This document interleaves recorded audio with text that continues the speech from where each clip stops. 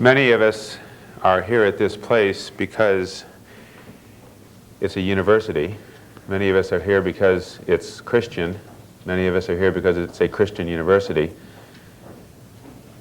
It, I think, has been a pleasure for us to work in this kind of an institution, and many of us are evolving in our own minds the unique kind of role we think we should play in the world. I think today's meeting is one of those things that I have little doubt that we should be doing. This forum on psychiatry and Christianity is a joint effort of the Department of Psychiatry, of the Behavioral Medicine Center, and of the University Church. For over 2 years, interested members of the church staff and the department have met on a monthly basis to discuss the integration of psychiatry and the Bible with regards to making man whole. And this forum is one of those things that has emerged from these discussions. The purpose of this forum is, and we hope this is the first of a series that will be ongoing, is from time to time present uniquely gifted, qualified speakers, qualified Christian scholars, who will help us to advance our understanding of the interface and the integration of psychiatry and Christianity in the process of human growth. We thank you for coming today. Dr. Bill Roth, a psychologist in our department, who was acknowledged by our speaker today for pre-publication feedback on his recent book, knows the speaker will be introducing our guest today. Good morning. I'd like to share with you a bit of the historical context into which our speaker steps this morning. As many of you know, the Department of Psychiatry over the past several months has sponsored a viewing of Joseph Campbell's video series, The Power of Myth. This series was viewed over 6 sequential sessions in our grand rounds, and a lively discussion ensued subsequent to each viewing.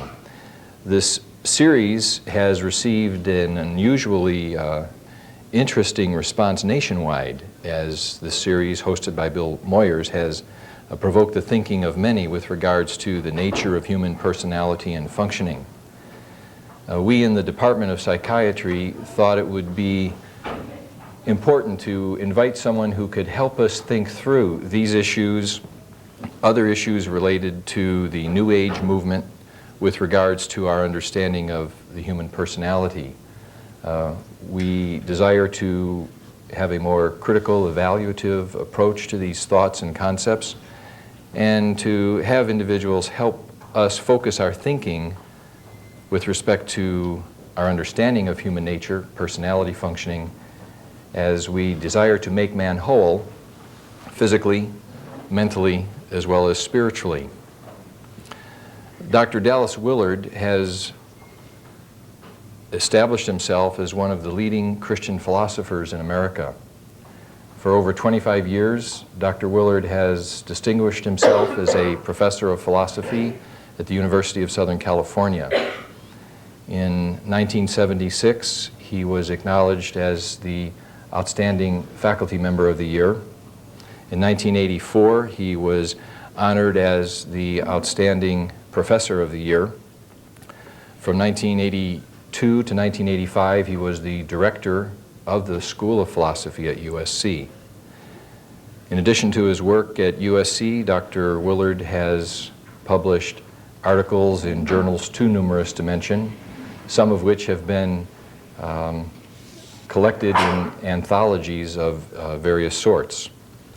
Dr. Willard has published 3 books, including Logic and the Objectivity of Knowledge, and his recent publication, The Spirit of the Disciplines.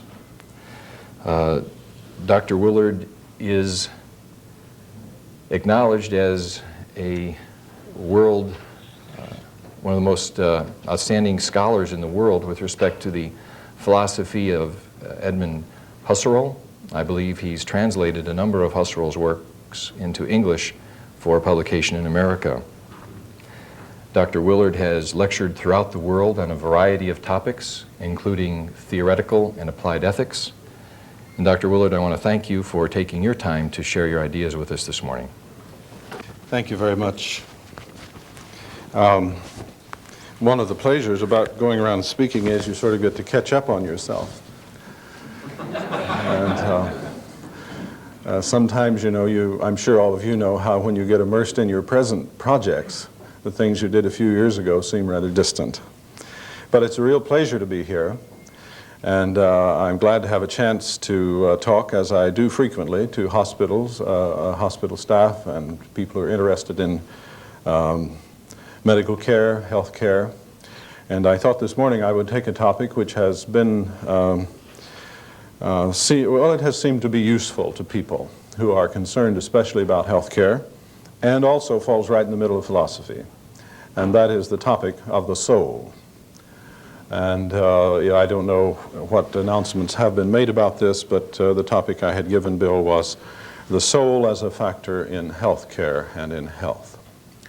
Someone was mentioning when I came in that the audio people were asking about whether or not I would have any slides. And I thought, but why didn't I bring my slide of the soul? But I'm afraid that's actually that's very germane to the nature of the discussion which we'll be going into this morning, because the soul is embarrassingly invisible and nevertheless very important. Now, I've learned from a long association, not with just healthcare people, but university people in general, that while we don't talk much about our ultimate views about humanity and reality, they are fairly close to the surface. And when we get in a context of discussing them, things can heat up quite a great deal. Bernie Siegel, in his book on love and miracles, you may have read that, tells about displaying on the bulletin board at Yale New Haven Hospital the results of a statistically valid double-blind study done by a San Francisco cardiologist on the benefits of prayer in reducing post-myocardial infarction complications. He indicates in 24 hours someone had written across it, bull, and that story, I think, is really very indicative of the depths of commitment that come out when we begin to think about the nature of human beings. What are the factors that make up the person? Philosophy and healthcare have in common an interest in this total picture of human beings. For different reasons, perhaps, but it all comes out at the same place. The person who is interested in health and health care is interested in the well-being of human beings and in all of the factors that play a role in determining that. And for practical purposes, sometimes it is necessary for us to make decisions that only such and such factors will be relevant. But when we stop to think, it's clear that there may be other factors that go beyond the closure of the moment of decision when we're treating someone, and it may well be that these factors are of extreme importance. Now, I don't have a slide, but I want to tell you at the outset what I mean when I speak of the soul. And then we're going to discuss that a while and talk a little bit about the history of the soul and how it got lost, because it did get lost. It has disappeared as an operative concept in our discourse about, well, to speak just about universities, you will go through many a departmental office before you'll find anyone who's prepared to talk about the relationship of English literature to the soul. And certainly in our psychology department at USC, don't mention that word, right? So it has gotten lost, and we'll talk some about why it got lost, and we'll talk some about the effects of that, the revenge of the soul that was lost, and then that will bring us around to this very interesting series. And indeed, I'm sure many of you know that Joseph Campbell has been a force in the intellectual world for a long while. It turned out, for some reason, Only after he was dead did he really make it big, but some people have referred to the series as the second coming of Joseph Campbell. But still, I mean, this is an extremely interesting series, and the reaction to it. I know we had at USC faculty groups who congregated just for the specific purpose of discussing the series and its significance. And I think actually Campbell, his work and the reaction to it is very indicative of the nature of the soul that was lost and the revenge that it has taken. So I don't have a slide, but now I want to just tell you in one sentence what I mean by the soul. I'm going to say it slowly in case you want to write it down. I'm also going to leave time at the end for us to discuss this, because I know that there are going to be many issues I can't address, some because I don't know what to say, others because of limitation of time. Here's what I mean by soul. The soul is the organized center of independent power that defines the person. An organized center of independent power that defines the person. Significantly accessible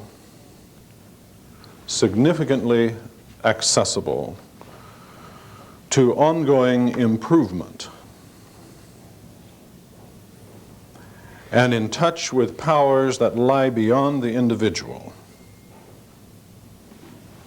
but not wholly inscrutable to them. I'll read that again. I say the soul is the organized center of independent power that defines the person, significantly accessible to ongoing improvement, and in touch with powers that lie beyond the individual, but not inscrutable to her or him. Now, well, that's a mouthful. I guess you have to expect that from philosophers. And I'm sorry that it can't be said more simply, but I want to pack all of that in, and now we'll be talking about it piece by piece as we go along. Notice, first of all, that this description leaves a great deal of room for specification of the exact nature of the soul, and it should do so. Any definition or description that did not leave that would surely be running far beyond the most hopeful claims to knowledge that we have today. As far as the statement is concerned, it could turn out that the soul is the brain, the way I've described it. I've described it functionally. Well, you say, I know it couldn't be the brain, because the brain is just a piece of blood and matter of some sort. Well, I think the truth of the matter is we have you get these grants and you build buildings and you start big things, and we've recently done that for brain studies at USC. And the fact of the matter is, I'll make this statement, and some of you may wish to quarrel with it later. We don't really know what matter is. And we sure don't know what the brain is. We've got a little bit of a hold on it.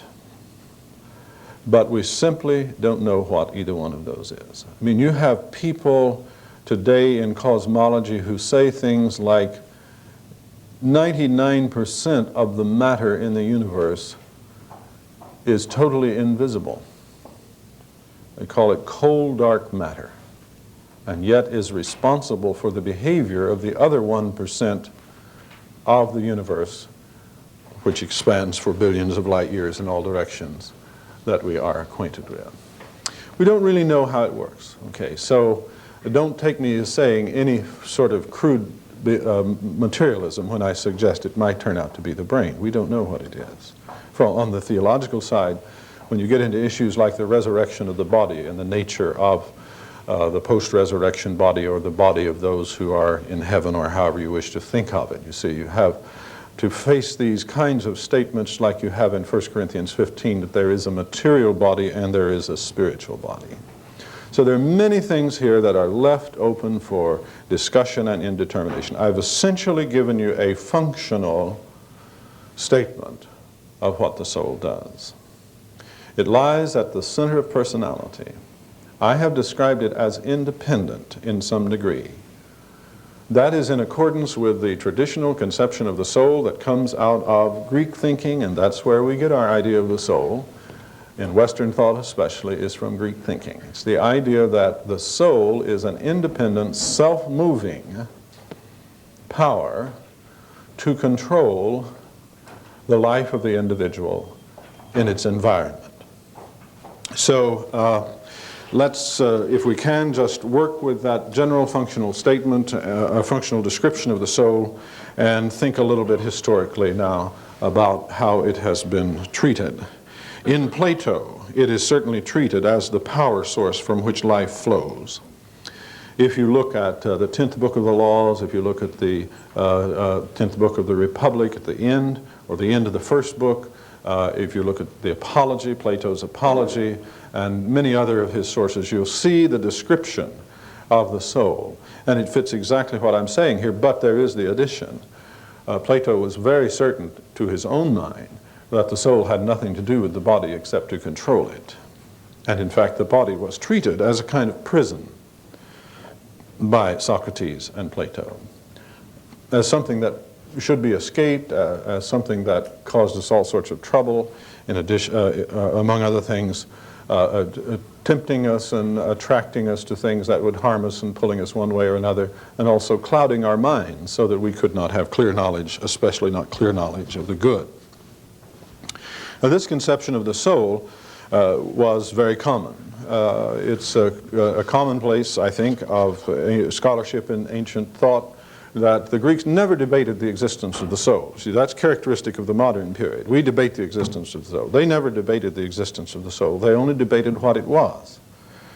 We want to know what it was. These things shift like that. Like, the problem in the ancient world was not to prove that God exists.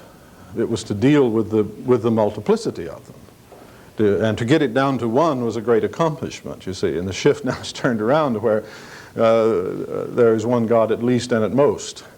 Those who are interested in the problem are struggling to establish that.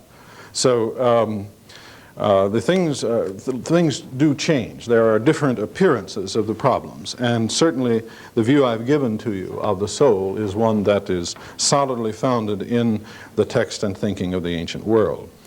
I don't know if you've ever taken your concordance and just looked through the passages with the word soul or souls in the Old and New Testament. One of the things we need to do is to come to the place where we can use these kinds of texts, give them what I call an adult reading. Forget that we met them in Sunday school or someplace like that where we had to deal with them, and think for a moment that possibly these were written by extremely intelligent people who knew what they were talking about and were under the guidance of God to tell us the way things really are. And read them critically. Read them as if somehow they really were serious treatments of the things we're concerned with. And we need to do that with the soul. There's a verse in the Proverbs, Proverbs 25:28, which says, "He that has no rule over his own spirit is like a city that has its walls broken down and has been left in ruins." That goes along with Jesus' statement. What would a man give in exchange for his soul? For what shall it profit a person if they gain the whole world and lose their own soul? Now, if you think about the soul in these verses, our problem with them is that we're apt to think, oh, those are beautiful words. Shall we set them to music or something like that? We need to think meaningfully about it. If you will plug in this description of soul, where that word occurs in those passages, and try to think about them that way, I think it will take on an altogether new substance and dimension to you. So we have these passages in the Scripture that talk about the soul in exactly the same way, as far as the description I've given, as we find in Plato. We could come on up and talk about Descartes and about Kant, and we would see similar teachings from these great philosophers. And Kant, in fact, he's often regarded as one of the destroyers of theology and of religion. But if you look at what Kant says about the soul, and about what he calls the realm of souls, or the realm of ends, you will see that he has a view that certainly is as rich as anything you would find in Plato or in the scriptures. Now, let me just turn from that little reference to history to say briefly, what are the basic contributions of the soul to human life? What does the soul do for one if you have a soul and that soul is functioning relatively well? And certainly that also, the idea of a soul that is hurt, that is non-functional, you find that also in the Greeks, and you find it in the scriptures. In the Greeks, the care of the soul was primarily handled by, or to be handled, it was proposed that it be handled. It never worked for them, unfortunately, which is one reason why Greek culture finally collapsed. The education was supposed to handle the nurture and care of the soul so that the thing would work right. And of course, in the Hebrew Christian tradition, which combines with the Greek tradition later on, the idea of redemption, of grace, of a movement of the larger context of God and his kingdom into the soul is supposed to recover them and make them work better. And depending on the view you take of the fall, the condition of the human soul is pretty bad off, and it affects every aspect of life, including physical and certainly mental health. What are some of the factors, the basic contributions of the soul to human life and well-being? Well, identity is one of the major ones. If you look at the concept of the soul and relate it to the idea of the person, identity is a major contribution that the soul gives to one's thinking about oneself and about others. To think of oneself as a soul is to think of oneself as having a specific place and direction in life.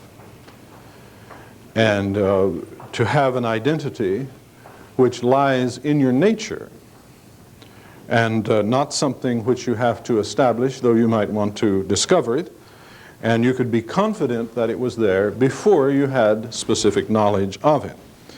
Identity, self-identity, the sense of identity, who I am. I am a soul of a certain kind. And that means that I do not have to support everything by my effort, but rather that I have to learn who I am, and I go with my nature to fulfill that nature. See, if you don't have, people who talk about self-fulfillment and self-esteem have some concept of the self that is operative. Unfortunately, I find when I read them and listen to them that often that concept is very limited and is usually spelled out in terms of impulsive behavior, or I just like it. So I just like art, so I'm going to be an artist, right?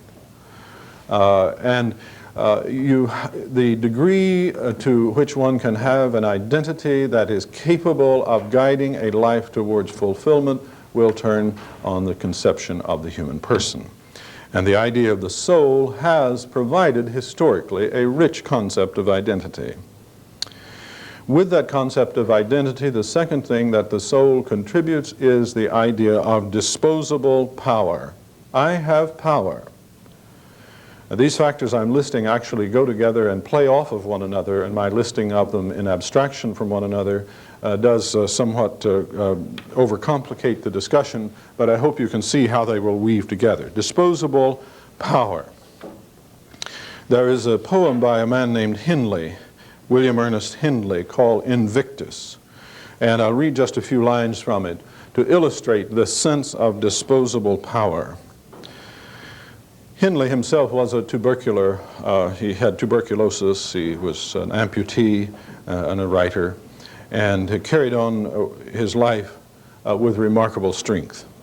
And one of the reasons why I'm reading these few lines is because his expression of the power of the soul is one which is free, relatively free from any theological background. And I'm reading that because I want to emphasize that sense of power that comes to the individual with a certain conception of the soul. And also the fact that many people find this an inalienable power, a power which is unalienable and cannot be crushed.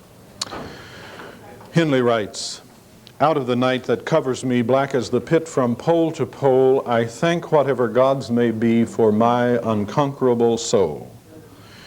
In the fell clutch of circumstance, I have not winced nor cried aloud. Under the bludgeonings of chance, my head is bloody but unbowed." That's a line which has almost entered into the English language. "Beyond this place of wrath and tears looms but the horror of the shade, and yet the menace of the years finds and shall find me unafraid. It matters not how strait the gate, how charged with punishment the scroll. I am the master of my fate. I am the captain of my soul." Now, indeed, that poem expresses a certain kind of individualism that increasingly is found to be abhorrent. Because many people have looked at what they regard as the recent century or so of Western history and found in it the ravages of what might be called excessively atomistic individualism. But remember that this is only one aspect of the contribution of the soul, and I think it is a very tangible and important one for mental health and for well-being and happiness, that people have that sense of power over their own fate. And if one is prepared to say that that is in some degree an illusion, then we get into arguments about what constitutes the core of the person. Because one of the things that Henley is really saying is the core of my personality is something that is, and here I give you the third feature of the soul in functioning in human life, and that is the feature of safety and indestructibility. Now, see, this is the feature of safety and indestructibility of the person. If you read the Platonic and biblical text, it's interpreted in different ways, and there's a lot to be said about it, but still there is that element of the indestructibility and safety of the human self as identified essentially with the soul. That's tied to the fourth feature I mentioned, and that is connection. Connection. The soul is, if we interpret personality in that way, the soul is thought of as being in a connection, a deep connection with other persons and the larger reality that surrounds it. Now, in fact, that is one of the things in Campbell which has been most attractive to many of the people that I've spoken with.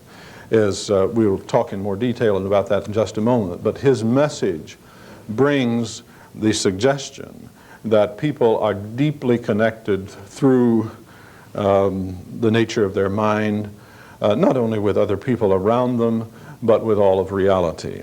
And that in this connection, now we come back to the third trait I mentioned, there is a certain kind of safety and indestructibility. Campbell's message is somewhat ambiguous on that, and we'll talk about it in a moment. But finally, the final feature that is associated with the concept of soul in this history that I am discussing, that comes up very close to our own day, in fact, well into the 19th century and partially in the 20th century, is the idea of worth. Worth. There's a lovely article that was published in the Atlantic Monthly in December of '89 by Glenn Tinder. I don't know, some of you may have seen it. It was titled simply, "Can We Be Good Without God?" It is an extremely well-written article by a person who is a social science. I believe he's at the University of Massachusetts. In any case, one of the New England universities. The point did not have to do directly with God, but indirectly. The real point of the discussion was, can democracy survive unless it has a certain view of human worth and competence? Democracy, obviously, is government by the people. Now, that can mean a lot of different things. but it does attempt to place the value of the individual human being at the head of the list of values. And the point of Tinder's article was, can we, in fact, value others of all kinds, all classes, all ages, size, professions, can we in fact value other human beings enough for democracy to survive if we do not see those human beings as children of God? If we don't treat them as being, through their nature, in intimate connection with a divine being who says they are of worth. Now, actually Tinder didn't discuss this, but when you go back to the one who more than anything else is responsible for the American form of democracy, John Locke, you see set right at the front of the discussion the fact that we are God's creation and that that is the foundation of all moral rights and distinctions, because that is what gives us worth. See, when we affirm human equality, there are a number of questions that come up. What are they all equal to? To one another? But they could be that if they were all equal to zero, couldn't they? It isn't enough to say we're all equal. We have to understand that that equality which we all share is an equality to a great and significant value. And John Locke, of course, located that value in the fact that we are the creatures of God. God made us. Our value lay in that connection. Now, you see, that's why I say we need to have a certain conception of the soul in order to obtain the kind of connection and worth and safety and power and identity that comes with that traditional concept of the soul. Finally, every one of us has to say, as we live where we are, what am I? How do we answer that question? How we think about ourselves, what we say to ourselves, because perhaps the most important things we do as we go through the day is talk to ourselves. We give ourselves instructions, and in that kind of monologue that goes on constantly, there is expressed the view of our nature and worth. And then, of course, when we deal with others, that comes out also. And when we're in traffic, whether it's traffic in the supermarket or on the freeways, or wherever it may be, and we're overwhelmed with people all around us, you see, that's the test that Tinder is putting in his article.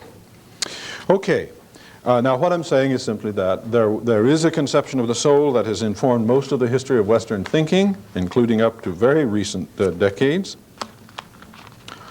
that it had this very fundamental role in directing human life through the way human beings are conceptualized, that applied in all areas, from government to medicine to education,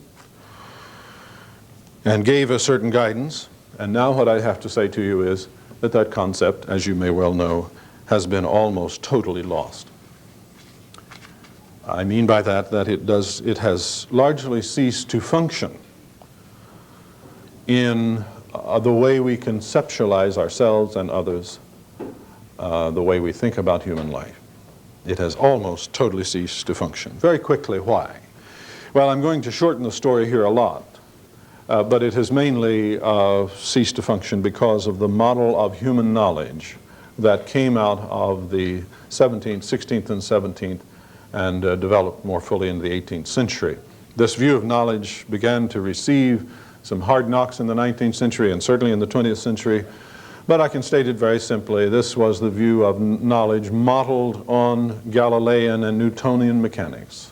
It's the idea that we know something or understand something when we understand the abstract functional connections that govern the relations of its parts and the relation of the whole to its environment. Galileo rolling his ball down the inclined plane and formulating the relationships in mathematics between things like the acceleration and the distance and the time and the mass with other experiments is totally characteristic of this view. And what is above all important on this view of knowledge is that it must be based on sense perception, and it must be quantifiable.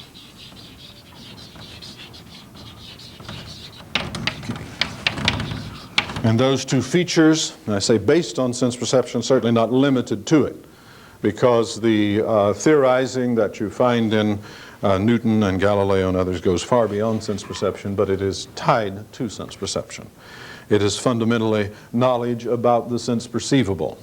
And on this model, you begin to see the soul disappear. First, you see some abortive movements like in Thomas Hobbes, where Hobbes attempts to understand all of human behavior and life, including social and political behavior, by talking about tiny internal motions, which he calls desire and aversion. And Hobbes tries to develop a completely mechanical model of the human self which satisfies this demand of the new knowledge. What is wrong with this view can be stated very simply. It's wonderful so far as it goes, but it is impossible, it has been impossible and still is impossible to capture, to describe, to explain human experience as we know it from our own self-awareness and our awareness of others in these terms. Now, this is one of the things that as philosophers we spend eons arguing over and giving reasons for, but I will challenge you very simply, just try to direct yourself for the next hour in relationship to people and your own action in terms of what you can sense perceive and what you can calculate mathematically. You will not find, it isn't that you will slip up here and there. It's that you will not have the foggiest idea what it means. None whatsoever. And what you see here is the effects of a certain kind of rationalism. You see, the way rationalism works is it starts up here with a wonderful set of ideas. Wouldn't it be wonderful if all knowledge would fit the model that we have here? And so we start trying to make it work.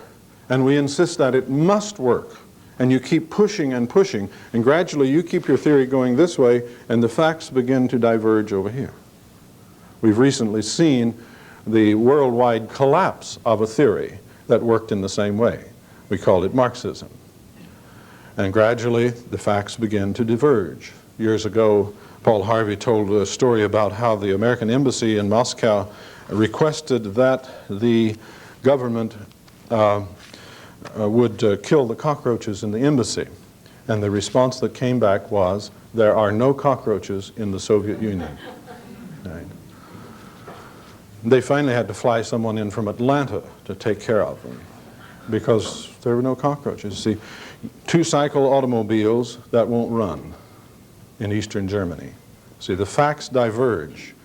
Rulers who are living as luxuriously than, or more luxuriously than any capitalist has ever lived, a classless society.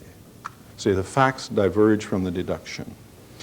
And that's what happens with this model of knowledge. Nevertheless, science and this model of knowledge is tremendously powerful in its effects. And what it does is it makes talk of the soul into what some people have called forbidden knowledge. You cannot know these things. It must not count as knowledge. You must not enter discussions of these factors into a serious discussion of reality and health and life. And in that situation, then the soul takes its revenge.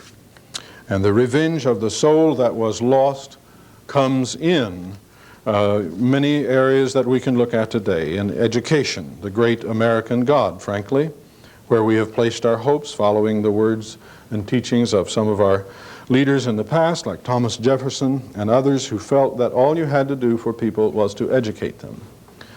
And now we are in the effort to do that. And as an educator, I believe education is important. But the question is, can you do it without a concept of the person that fits the enterprise? I think the answer is clearly no. And I think the current state of things in education confirms that answer. We do not have an adequate conception of the human being for education. Drugs, the obsession with feeling. See, I don't think, I'm sure there are people here who are experts in this field, but my own lay reading of the drug experience is really not anything so simple as pleasure, but rather that when you take the drug, it puts you in a context. It gives you many of the factors at the feeling level that I have just indicated come from an appropriate conception of the soul. Connection, safety, power. All those things come with the drug. And I realize that there are physiological and other factors in addiction, but I think my experience with people involved in this leads me to believe that the real secret of addiction is that it meets the need that one should derive from a proper conception of the self as a soul. Right? Fundamentalism in many of its forms, irresponsible authoritative dogmatism, adherence to something in a closed way that is not open to experience. Fundamentalism is not primarily a matter of certain beliefs. It's a way of holding beliefs. It leads to selecting gurus and causes and things of that sort, which you are prepared to die if they say die. You are prepared to kill if they say kill. The boundaries of the soul have been broken down to such an extent that there is no longer anything left of a sense of self-direction and power and safety and those other things I've mentioned. There's only one obsessive connection to the truth, the person who is leading. And these, by the way, these things happen in the university.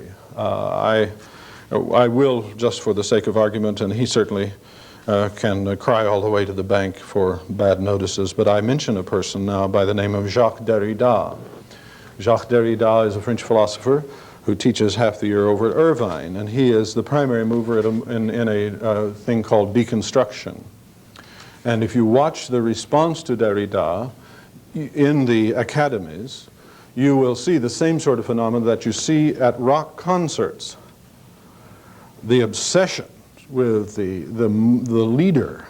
And these kinds of fads happen in intellectual as well as in other domains. Well, I must quickly move on. I mean, there are many, many phenomena. The declarations of existentialism. Sartre's statement in one of his papers that man is a useless passion. Man is a useless passion. And the whole existentialist doctrine of the empty self, which comes out of empiricism, tied to this model. David Hume looks at himself and says, when I consider myself, I find that I never am without a perception, and I can't perceive anything there but the perception. By perception, he really means sensation. Someone has aptly remarked that Hume is like a man who went outside and looked in his window to see if he was home and found he wasn't. And that's true, you see. What's important to understand is that is exactly right. How could someone be driven? Hume himself admits at the end of his most important book that his views are full of contradictions. How could it be driven? It could be driven because of obsession with this model.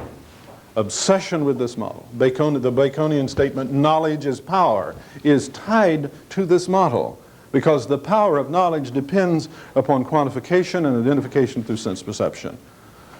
If I could bring a slide and show you the parts of the soul, we would probably get control of the monster, wouldn't we?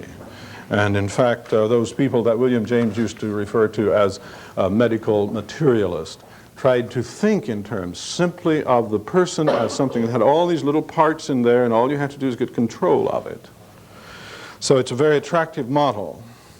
Now, when we come to think of things like the various New Age manifestations, as they are sometimes called, and I need some term here, and I don't mean to use it in a pejorative sense at all. The New Age manifestations are efforts to recover something of the reality, the unity, the power, the connection. And if you go over to the Bodhi tree, which is sort of the biggest New Age bookstore, though again I apologize for oversimplifying the language, the Bodhi tree over on Melrose in West Los Angeles, and you go in there and you will see that the entire game is about the factors that I listed: identity, power, connection, worth, safety. If you listen to Shirley MacLaine talk, and I'm not putting her down, I mean, she's just a very interesting phenomena. You will see that that's the issues that's the issue she's after: identity, power, connection, worth, safety. And Shirley MacLaine was raised in Texas Baptist Church. And you know, down in Texas, they say there are more Baptists than there are people. And I've actually spent a great deal of time down there, and I know what it's like. And she came out of those Texas Baptist churches feeling that there was nothing to herself. And what moved her into the New Age thinking was experiences and teachings which led her to think of herself as precisely a significant, substantive, self-identical individual that had power. Now you see, that comes in an extreme form of the identification of herself with God or with the Absolute. But you have to understand what people are reacting to understand the significance of what they're saying. Now, Campbell's material, which had been around for a long while, really did take off because of the upsurge of interest in New Age thinking. The atmosphere provided a context in which it was possible, as it had not been 10 years earlier, for intellectuals at your university, at USC, at UCLA, and all around the country to sit and listen to this. 10 years earlier, they would have all immediately dismissed it. And what the New Age thrust is primarily doing is responding to the failure of this model of knowledge. And you have to understand that. And of course, New Age thinking affects all domains of knowledge, technique, management. You find people pushing it from the level of physics and cosmology, through transpersonal psychology, through management of banks and government. I'm not for sure that it's been taken up yet by the Army, but I wouldn't be surprised to hear that, since the slogan of the Army is "Be all that you can be in the Army." Okay. Now, let's think just a moment about Campbell's presentation. First of all, let me be very clear with you. Campbell is making deep and important claims about matters of absolute fundamental importance. When you find that you cannot manage life from this point of view, you've got to have another point of view if you're going to manage life. And I don't know what the alternatives to managing life are, but in some sense they are pretty bad. We have to deal with our future. We have to deal with ourselves. Management is perhaps the wrong word. Now, when you look at Campbell's material, you see that there are three levels of the presentation. The first level is very fine work in the study of myth. He is perhaps one of the, or was perhaps one of the most knowledgeable people on earth about myth generally. Excellent studies historically, and when you look at what he does in his discussions of myth, it's fundamentally what we call in other contexts structural analysis. He analyzes myths for their structure. You will remember, if you saw the series, and I realize many of you did, you remember how he would identify a figure in this myth with a figure in this myth. And that would always be done in terms of the role that the two figures were playing. And he would tell a story about, let's say, a young lady in the Cheyenne Nation and her dreams, and then he would tell a story about the Virgin Mary and so on. That's structural analysis.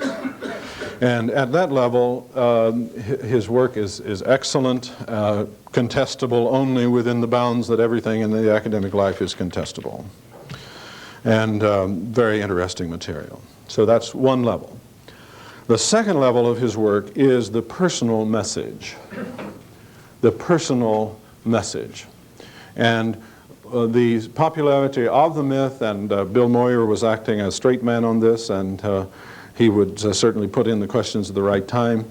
The popularity of the myth was not due to its function as structural analysis, but due to the personal message. What was the personal message?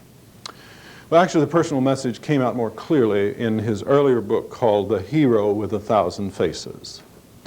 the hero with 1,000 faces. And the message is very simple.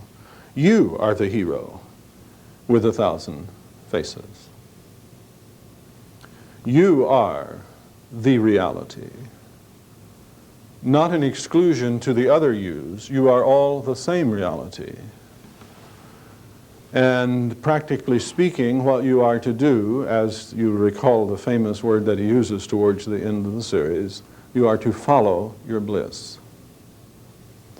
You are to follow your bliss. And your bliss will lead you to what is good and right, and we have to begin to put these words in quotes now because we're moving to the deeper levels of analysis where they become not only questionable, but in some measure explicitly self-contradictory.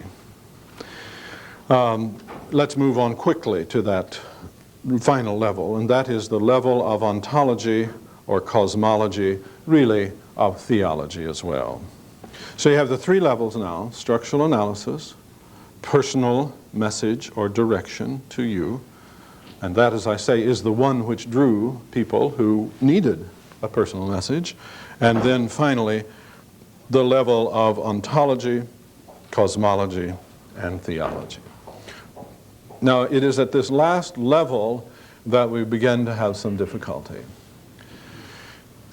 The presentation is very seductive in not necessarily a bad sense, but there is a questionable side to it, because what happens is the very credible analyses at level 1, that credibility is transferred to level 2 without argument. I mean, suppose you stop and ask yourself, have I really been given a reason to believe that I am the hero with 1,000 faces?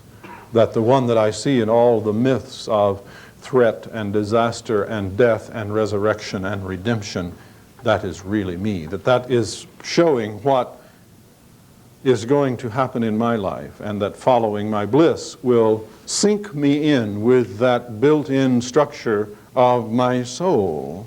See, there really is not offered any reason to accept that. And at that point, in addition to the credibility of his structural analyses, he is primarily resting upon the failure, the present desperate failure of alternatives of personal guidance in our society. And it is epidemic. I'm sure I don't need to tell you. And then when we come to the final level of ontology, cosmology, what we're finally told is that while all of the myths refer somehow to the transcendental other, which is the real, in which all divisions and distinctions, including the distinction between right and wrong, between good and bad, as well as the distinction between thee and me, all of those disappear. We are told that there is a reference. We are also told in the same breath that whatever this is beyond our knowledge, that we cannot know anything about it. And we're given a discussion of ideas which is really very standard. And the oldest philosophy in the world is the philosophy of Vedanta, which originates 3,000 or 4,000 years before Christ. And in that philosophy, you see emerging epistemological themes, that is, themes about the nature of knowledge, which are as modern as today.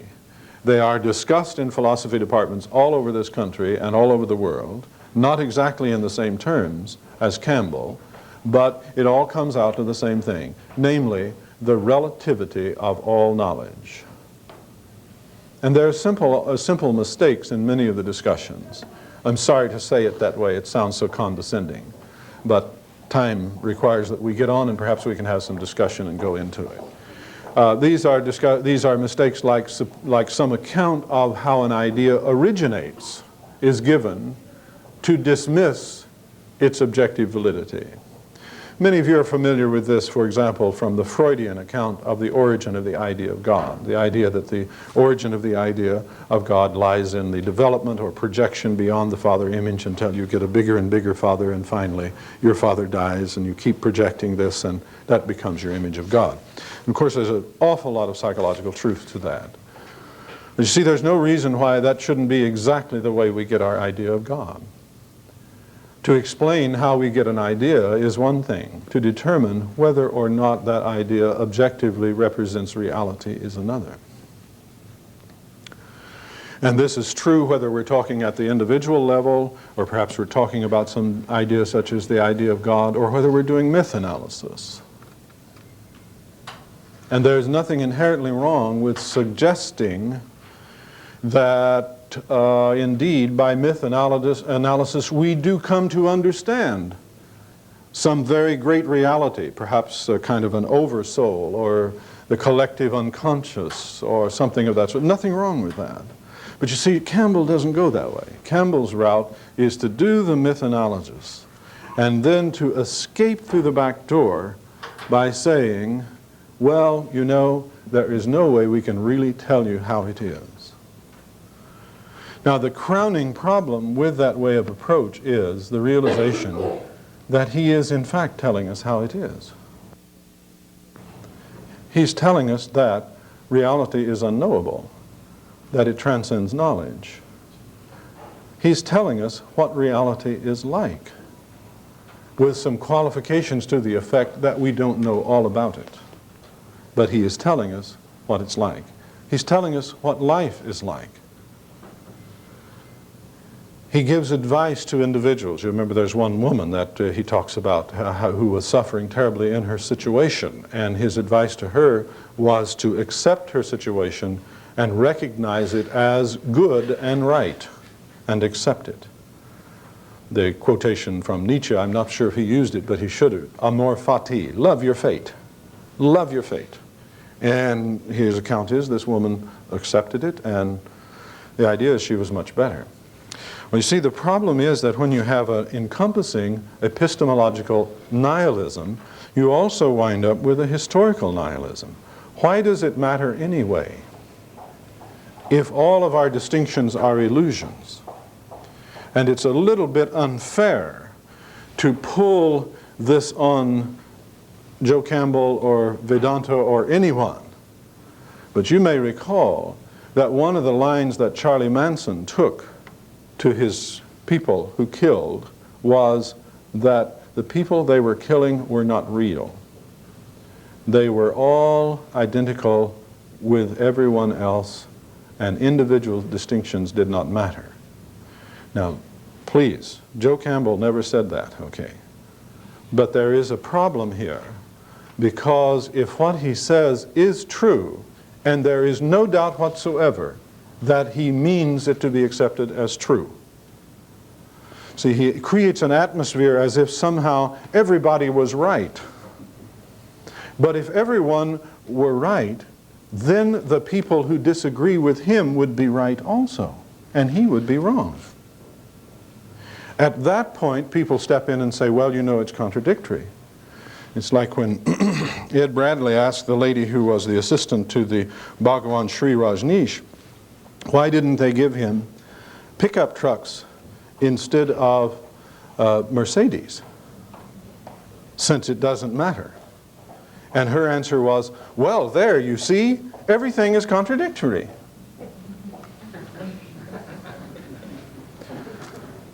That kind of nihilism, you see, really does undermine action. It undermines the sense of self and other. It finally makes impossible the kind of love and sense of identity that comes out of the Platonic Christian tradition of the soul. And it raises very serious problems with what we mean by love, what we mean by truth, what we mean by goodness, and all of the values which can provide a framework for the guidance of our understanding of ourselves and our understanding of others. See, the real great difference comes at the point where, just exactly where Joe Campbell puts it in one of his presentations. I do not think it's in this series, but it's one of his other presentations, where he stands up before a slide of Marduk, the god of Babylonia, and Nineveh too, I think. I forget this exact story. But one of the Semitic groups there, Marduk.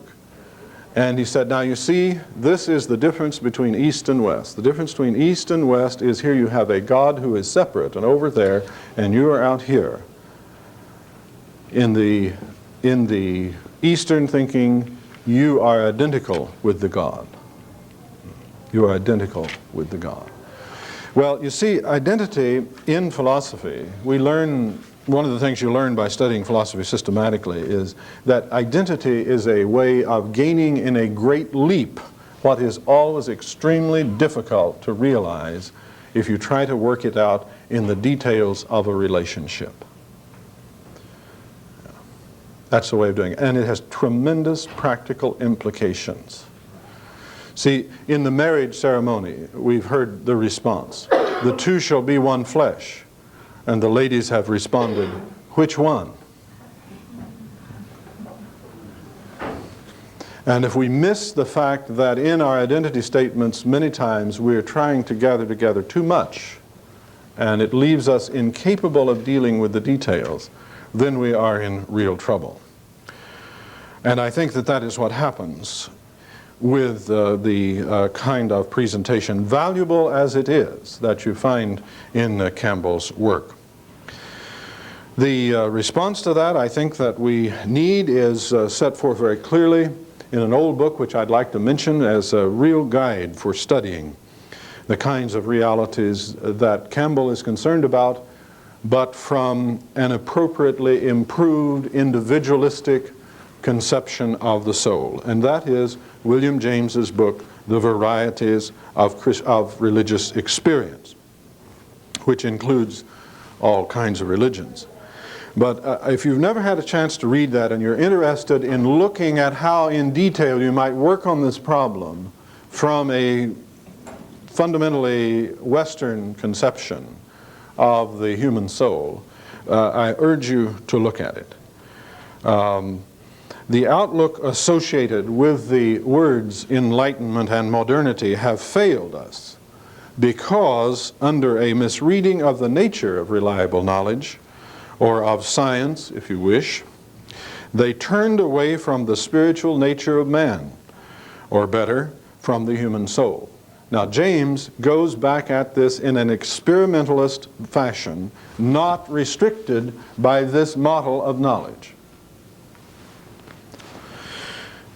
And without that concept of soul, they have emptied the self of its substance, the substance traditionally associated with the self as soul, as I have tried to outline it today, which I think alone can provide a basis for the individual to develop a human life, that is a life which they have found strength and wisdom to live as a life of their own. If we think of ourselves as souls, we are in a position to utilize the best that human experience has discovered about how to live, and by that I mean explicitly to say that the contents of the Old and New Testament, when read in the intelligent way that I've suggested, are certainly at the front line, along with all else we've learned from other sources.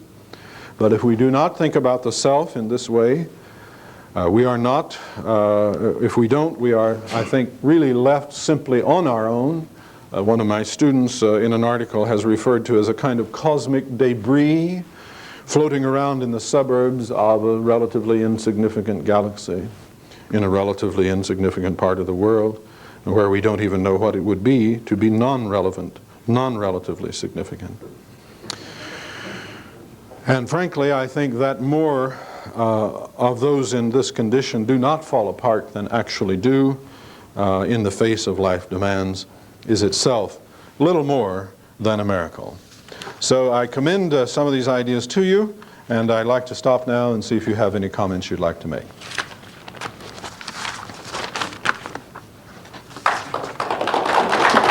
Thank you.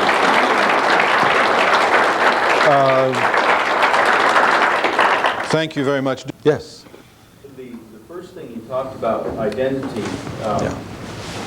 spoke to me as suggesting that there's a givenness Yes. to who you are as individual. That's right.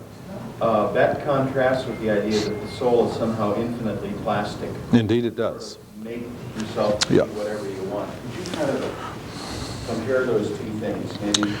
Well, I actually, especially in the political and social environment and history of America, that is an extremely important point, where we have been committed to the ideology that everyone is equal. And when you strip that of the Lockean background, where equality means being equally the creature of God and having equal claims on us by God and equally the property of God, so that I can't deal with you without taking care of your relationship to your Creator. When you strip that, then you are left without any sense of what would constitute your nature and your equality as tied to that nature, your identity. We today might try to think of that strictly in terms of the body, and no doubt there is a great deal to be said about that. Last semester I was teaching a course in social ethics, a large course in social ethics, and we got involved in the discussion as to whether or not there was any ontological connection between a parent and their proper children. And it was interesting to see that everyone thought that there was absolutely none. That as far as ontological connection is concerned, your relationship to anyone is as close or as loose as it would be to people who shared your own life stream.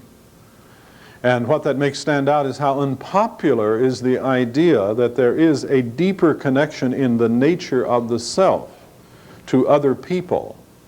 But again, that's running from inequalities, because we have the idea that everyone must be equal. There are no differences in families. There are no families that are better than others. There are no persons that are inherently better than others. And of course, this is constantly running up against difficulties. For example, there are genetic differences in people. And if you have inherited a negative gene of some sort, you know that there is a great difference. That's a physical level. Now, the suggestion of people who regard human beings as souls also suggests connections between those souls and groups. So you have things like racism and other issues raising their head here that have to be dealt with. But I think that we are really throwing the wrong thing out when we vacate the concept of the soul so totally in order to arrive at this concept of equality that would be comfortable in the contemporary context. And there really is nothing to support it except the political need to have it so. I'm not sure if that addresses what you're after. But you see, the rich conception of the soul as something coming from God, created. See, again, when you get into issues like abortion, it's these underlying claims about the nature of the soul that really become the issues. Because you see some people say, well, the fetus is just like a wart on your arm or something. It's just a piece of matter. You should just scrape it off. But you see, if a person believes that is a living human being, and if they add to that the idea of soul, then we've got something very different. I'm not trying to take sides on this, but the issues run very deep into the nature of the human person. Likewise, when you see all these little children come into the schoolroom for the first time, and if the person has an attitude towards them that these are souls, suddenly it changes everything. I have seen this, by the way, in healthcare centers that I've spoken to, where I've gone and spoken about the soul and have encouraged people to use the language. Do you know what they always tell me is, when they use the language, it totally changes the context when they speak of souls. So you see, they take the language of the church. He restoreth my soul. He leadeth me in paths of righteousness for his name's sake. The 23rd Psalm, which everyone believes. If they don't even believe in God, they believe in the right time, most of them. The restoration of the soul. When I began to study pastoral counseling many, many years ago, the common term for it was the care of souls. Right? It totally changes the complexion. Do you want to follow on that, or have I come remotely close? No, thanks. That's helpful. Okay, thanks. Right over here. To what degree do you see the problems you've described in Campbell as shared by Jung And to what degree do you see Campbell as sort of an inevitable outcome of Jungian thought? I really think there's a great deal more difference between them than people commonly assume. I think that much of the talk you hear about them is a result of individuals not examining them both closely. Now, it's certainly true that Jung has a concept of the collective unconsciousness. He has a concept of archetypes that are shared and so on. But you do not find Jung committing himself, first of all, to the kind of illusionism about the individual, the distinction between good and evil, between right and wrong, and all of that. He's not committed on that epistemologically. I think the truth of the matter is that Jung is much more philosophically sophisticated, and he really does understand his sources. Now, Jung, in a way, is, of course, addressing, as a practicing psychologist or psychoanalyst, he is addressing some of the same problems. And he certainly is referring to the unconscious depths, if you wish, of the individual human being. And he raises problems about questions of the veridicality of claims that might be made about the archetypes in relations to religion and so on. But I really think that it's a very different story. And basically it's just because Jung is much more conscious, I think, and much more cautious about the kinds of claims he makes. Jung would never commit himself to the kinds of things that,